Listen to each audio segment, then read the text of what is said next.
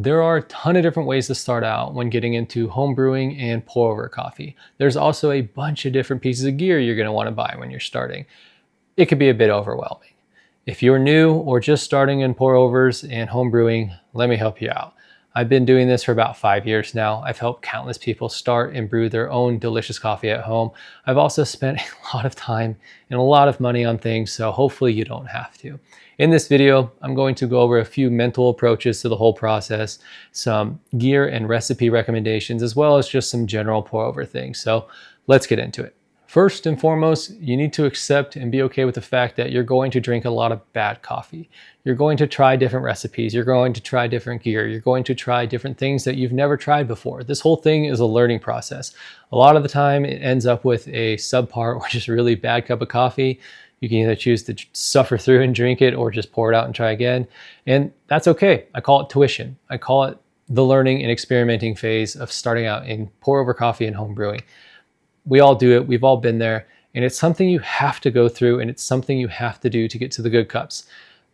You can understand all the theory you want behind pouring coffee and pour overs and home brewing, but until you actually do it, you won't know and you won't learn and you won't progress. So accept the fact that you will be drinking some bad coffee, but just know that it is a good thing because it will take you to the good cups. I promise. If you stick with it, it will lead you to very, very delicious coffee. The next thing you should do is find one recipe and stick with it. I'm talking about a tried and true 2 or 3 pour recipe, the boring go-to ones, but they are going to yield the most consistent and repeatable cups. Those are huge when you're starting out with coffee. When you get a new roast in, if you are constantly changing the variables with new recipes, you're not going to know how to really dial that roast in and make it shine and get that delicious cup of coffee.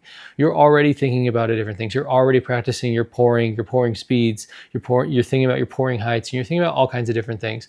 But if you are constantly changing your variables, then you're going to have very inconsistent and probably bad tasting cups of coffee. You want to be consistent, and having one recipe dialed will absolutely help with that. One other thing, stay away from competition recipes. Those recipes are meant for very specific coffees and very specific reasons. It can be fun to mess around with them, but most of the time they're not going to yield the cup you think they are, and you're just going to be wasting coffee and drinking bad tasting coffee. Some people might not support this next one, but do not buy local coffee. I'm trying to fast track your experience here. I'm trying to set you up for immediate success. We have access to some of the best roasters all around the world. They're very well known, they're very consistent, and they deliver very high quality specialty beans. Buy those, start with those, brew those off the bat. You're just going to have a better experience. Do not, for whatever reason, buy grocery store beans.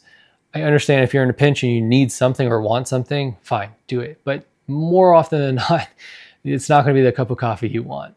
Most of your local cafe spots are going to be roasting medium to dark roast coffees that are meant for milk, cream, and sugar. Again, not really what we're after. Of course, your local spot could be one of the more known specialty coffee spots or specialize in specialty roasting. Yeah, go to them, obviously. Or you could have a multi-roaster cafe too. Go to those guys. They know exactly what they're doing, and they're probably bringing in some of the best coffee from around the world. Go and enjoy that. But more often than not, anything you get from a local spot in a grocery store especially is not going to be what you want to drink. It's not going to be specialty coffee, and it's not going to taste that good. If you want to start yourself off with success, buy from Onyx. They're a tried and true, beginner friendly, and well-known coffee roaster. They have everything you could ever imagine for beginners and for people who have a more experienced palate. Black and White Roasters is also a good place to check out. And then if you want to get something that is a little funkier, or some of the roasters that do some co-ferments, check out Brandywine or DAC. DAC is pretty reliable as well. This next one is about the most important piece of gear in your home brewing setup, the grinder. Unfortunately, it's still true. The more you spend, the better your grinder, the better your cup of coffee is going to be. However, the barrier to entry price point wise has dropped significant. You can get a really good budget friendly hand grinder that will punch way above its price point these days, and that will give you very, very tasty cups of coffee. Honestly, a lot of them you probably will never need to upgrade from ever again. You can, it will be fun. And please, please, please don't think I'm saying you need to buy a very expensive grinder when you're starting out. You actually should do the opposite. Getting a Budget-friendly or beginner grinder or lower end grinder will actually teach you more than just getting a really nice grinder right off the bat.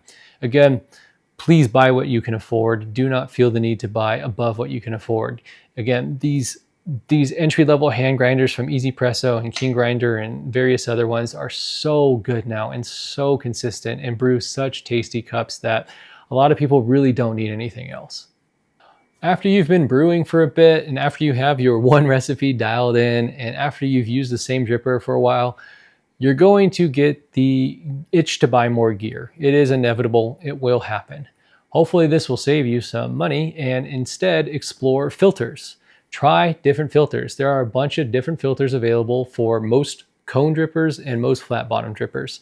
And these drippers will give you different variables to play with and different results. And it will be so much cheaper to buy different papers and different filters instead of buying different drippers.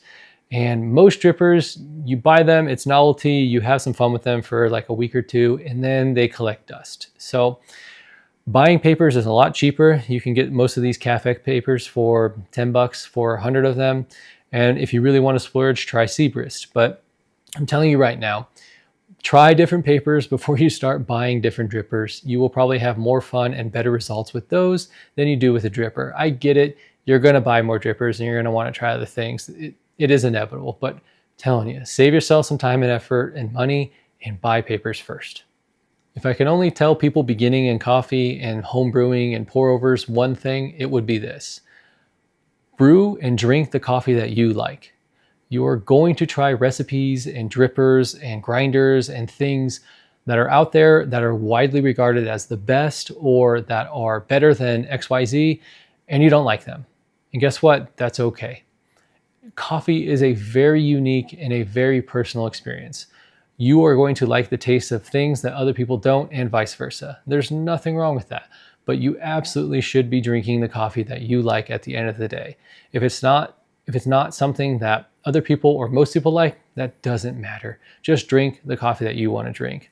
That's all I've got for this video. If you are just starting out in home brewing and pour over coffee, I hope that something in this helps you. And I hope that there are some takeaways that will make your coffee experience better. There's so much to learn. There's so much to experiment with. And there's so much tasty coffee out there to drink. And I hope you get to do that. All right, I'll talk to you guys. See ya.